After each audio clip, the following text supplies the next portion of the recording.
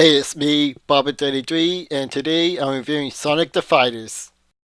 Just like Sonic R, I'm reviewing the Sonic Gem Collection version of this game, and the reason why I bought this up again, because this is one of the two games I bought Sonic Gem Collection for, the second being Sonic CD, and of course I'm going to review that later on.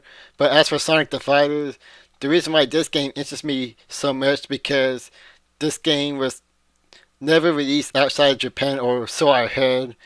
I also heard some rumors that they did release some of the arcades in North America, but it's few and far between. But either way, this game interests me so much, I just have to try it out. So, is this game any good? Let's find out. The story is Dr. Robotnik and Metal Sonic are planning to take over the world, and it's up for Sonic and his friends to stop him. They do this by having a fighting tournament, and the player is 8 Chaos Emerald. That's right, 8 instead of the 7 that's pretty much canon. We'll have to go up Tails' rocket ship. Well, since Tails' submarine called it the Sea Fox, I can technically call this the Star Fox.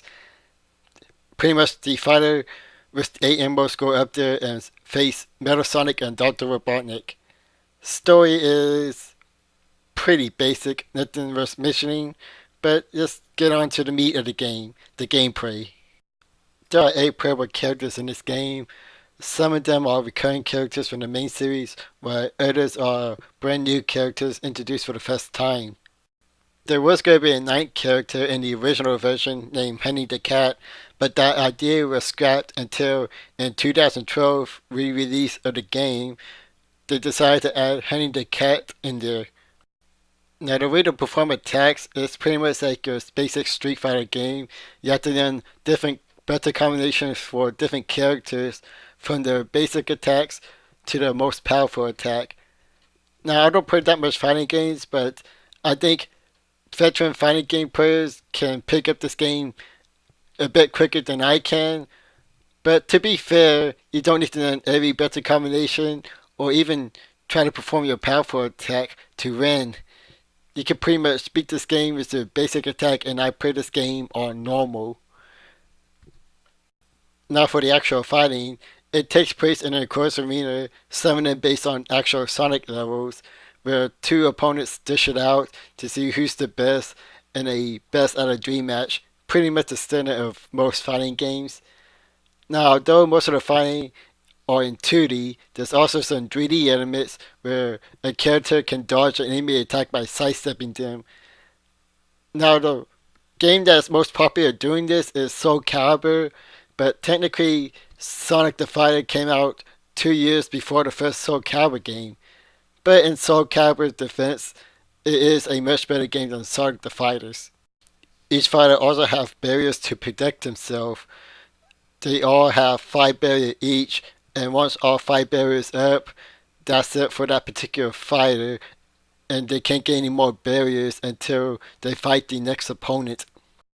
Now as for the actual gameplay, I say the gameplay plays pretty rare, and what I meant by that pretty much every button functioned as it should.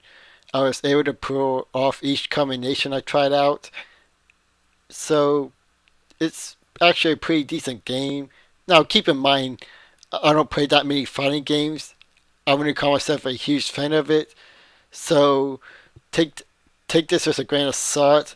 I think probably veteran fighting games will find this game pretty boring, mostly because it's pretty easy.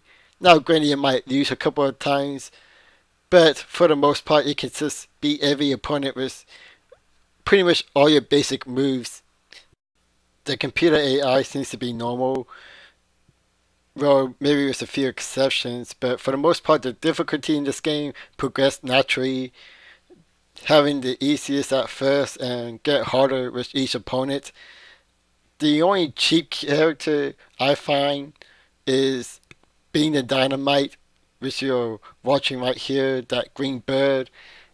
Pretty much every time he throws this bomb, it's it's not impossible to dodge, but it could get pretty annoying. But other than that, the game is pretty easy and it's actually pretty short. Now, granted, it's an arcade game, but even by arcade standards, it still feels like a pretty short game. Now, each characters are pretty well balanced, but to be fair, that's mostly because most of the movesets are similar, but even those with unique abilities like being the Dynamite's ability to use bombs or Fang the Sniper's ability to use a pistol, they still keep them pretty well balanced.